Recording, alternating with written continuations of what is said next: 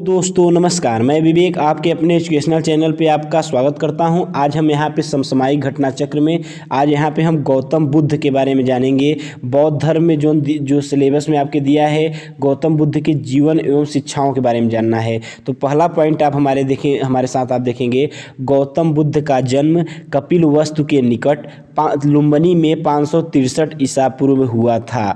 आप ध्यान देंगे। दूसरा क्वेश्चन क्या है, बुद्ध के पिता का नाम शुद्धोधन जो कि सांक्य गढ़ के प्रधान थे तथा माता क्या थी, माया देवी जो कोली गणराज्य की कोली वंश की कन्या थी। बुद्ध के पिता शुद्धोधन और सांक्य गढ़ के प्रधान थे तथा माता माया देवी कोली गणराज्य की या कोली वंश की कन्या थी। तीसरा क्या है, गौतम बुद्ध बचपन में सिद्धार्थ के नाम से जाने जाते थे। तीसरा पॉइंट क्या है, गौतम बुद्ध बचपन में सिद्धार्थ के नाम से जाने जाते थे।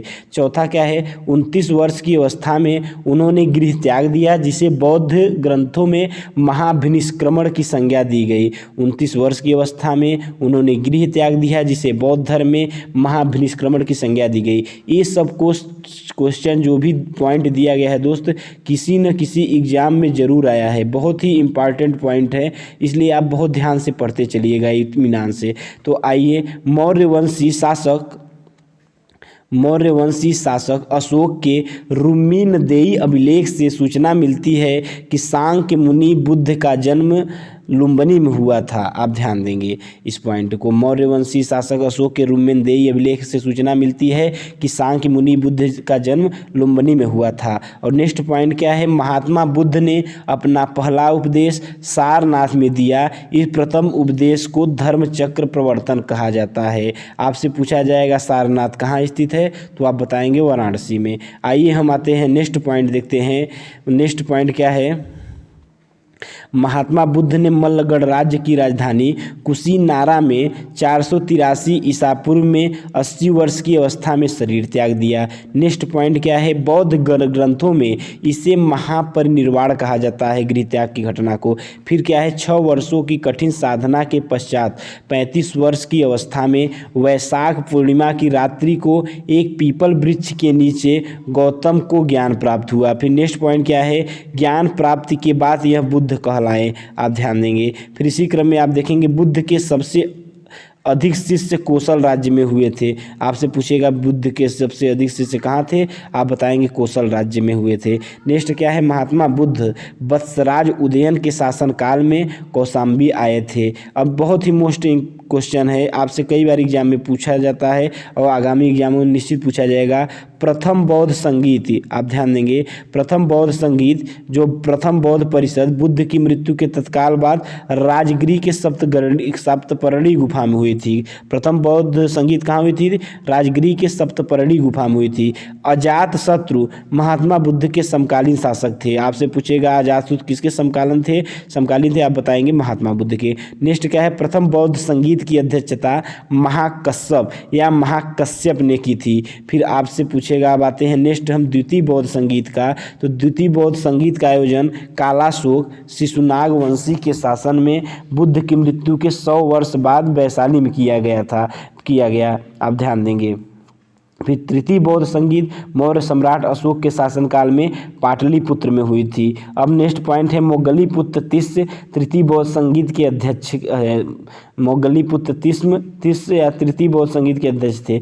चतुर्थ बौद्ध संगीत क्या है, कनिष्क के शासनकाल में कुंडलवन कश्मीर में संपन्न हुई। चतुर्थ बौद्ध संगीत कनिष्क के शासनकाल में कुंडलवन कश्मीर में संपन्न हुई। इसकी अध्यक्षता वसुमित्र एवं उपाध्यक्षता अश्वघोष ने की थी। इसकी अध्यक्षता वसुमित्र एवं उपाध्यक्षता अश्वघोष ने की थी। देवदत्त बुद्ध का चचेरा भाई था। देवदत्त जो है बुद्ध का चचेरा भाई था। अब आपसे पूछेगा बौद्ध सभाएं, प्रथम बौद्ध संगीत, द्वितीय बौद्ध संगीत, तृतीय बौद्ध संगीत, चतुर्थ बौद्ध संगीत। तो इस बार दोस्त आप देखिएगा, आप जब पेट का एग्जाम देने जाएंगे इसमें से एक क्वेश्चन जरूर रहेगा। तो आइए हम बौद्ध सभाओं को बहुत ध्यान से पढ़ते हैं, बहुत इत्मीनान से पढ़ते हैं। आपसे पूछेगा प्रथम बौद्ध संगीत, आप ध्यान देंगे। प्रथम बौद्ध संगीत का समय पूछेगा तो आप बताएंगे 483 ईसा पूर्व। स्थान कौन सा है? राजगृह। अध्यक्ष कौन है? महाकश्यप या महाकश्यप। आप ध्यान देंगे। राजा कौन है? अजात शत्रु थे उस समय। फिर आपसे नेक्स्ट पूछेगा द्वितीय बौद्ध संगीत, तो आप बताएंगे समय 383 ईसा पूर्व में हुआ। स्थान मतलब वैशाली नामक स्थान पर द्वितीय बौद्ध संगीत हुआ, जो कि अध्यक्षता जिसकी सुबुकामी ने की थी, और राजा कौन था? कालाशोक था। तृतीय बौद्ध संगीत 247 ईसा पूर्व, जो कि स्थान कौन सा है? पाटलिपुत्र नामक स्थान पर, और अध्यक्षता कौन के? मोगलीपुत्र तीसरे ने की थी, और राजा कौन है? अशोक है। चतुर्थ बौद्ध संगीत जो है ईस्वी की प्रथम शताब्दी में, स्थान कुंडलवन, अध्यक्षता वसुमित्र ने और राजा कनिष्क ने।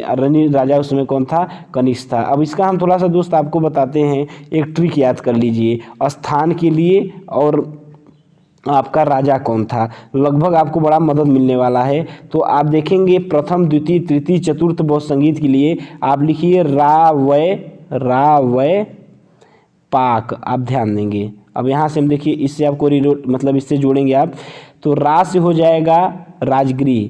देखेंगे प्रथम बौद्ध संगीत आपका राजगृह हो गया, द्वितीय बौद्ध संगीत जो हो गया वै से हो गया वैशाली, और तृतीय बौद्ध संगीत हो गया रा वै पा से पाटलिपुत्र, और चतुर्थ बौद्ध संगीत कुंडलवन। ये बहुत क्वेश्चन आता है इसलिए बता दिए। और एक ट्रिक आप याद करेंगे, राजा कौन है मतलब चारों बौद्ध सभाओं का, तो आप बस इतना याद कर लीजिएगा अका अक। आप ध्यान देंगे। ये ट्रिक है दोस्त आपको हम बता दिए, जो कि आपके एग्जाम में बहुत मदद करेगा।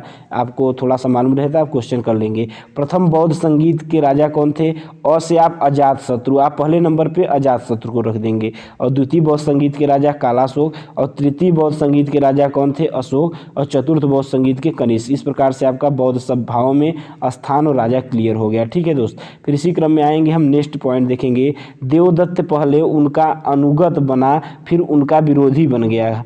कौन? मतलब देवदत्त जो था पहले उनका अनुगत बना फिर उनका विरोधी बन गया गौतम बुद्ध का। सर्वप्रथम बुद्ध ने जिन 4 आर्य सत्यों का उपदेश दिया वे इस प्रकार हैं: दुख समुदाय, दुख निरोध गामिनी प्रतिपदा। आप ध्यान देंगे। दुख समुदाय, दुख निरोध गामिनी प्रतिपदा। फिर इसी क्रम में अब आते हैं नेक्स्ट पॉइंट पे, हम देखेंगे नेक्स्ट पॉइंट। बुद्ध के जीवन से संबंधित प्रतीक दिया है, तो आपसे पूछेगा गौतम बुद्ध के जीवन से संबंध में प्रतीक पूछेगा। जन्म का प्रतीक क्या है? तो आप बताएंगे कमल व साण। और महाविनिष्क्रमण का प्रतीक क्या है? घोड़ा है। निर्वाण का प्रतीक कौन सा है? पीपल या बोध वृक्ष है। और महापरिनिर्वाण का स्तूप है। आप ध्यान देंगे। जन्म कमल व साण, महाविनिष्क्रमण घोड़ा, निर्वाण पीपल बोध वृक्ष, महापरिनिर्वाण स्तूप। फिर इसी क्रम में महात्मा बुद्ध कर्म सिद्धांत में विश्वास करते थे। महात्मा बुद्ध जो है आपके कर्म सिद्धांत में विश्वास करते थे। अपने प्रिय शिष्य आनंद के कहने पर बुद्ध ने वैशाली में स्त्रियों का बौद्ध संघ में भिक्षुणी के रूप में प्रवेश की अनुमति प्रदान की थी। बौद्ध संघ में सर्वप्रथम शामिल होने वाली स्त्री महाप्रजापति गौतमी थी। त्रिपिटक बौद्ध ग्रंथों में सर्वाधिक महत्वपूर्ण थे। त्रिपिटक जो है बौद्ध ग्रंथों में सर्वाधिक महत्वपूर्ण है। फिर इसी क्रम में आप देखेंगे बुद्ध की मृत्यु के बाद उनकी शिक्षाओं को संकलित कर 3 भागों में बांटा गया। इन्हीं को त्रिपिटक कहते हैं। ये है विनय पिटक जो है संघ संबंधी नियम तथा आचार की शिक्षाएं। सुत्त पिटक दूसरा है जिसमें धार्मिक सिद्धांत है, तथा है अभिधम्म पिटक दार्शनिक सिद्धांत। फिर आप देखेंगे नेक्स्ट पॉइंट क्या है। थेरी गाथा बौद्ध साहित्य है। इसमें 32 बौद्ध कवियत्रियों की कविताएं संकलित है।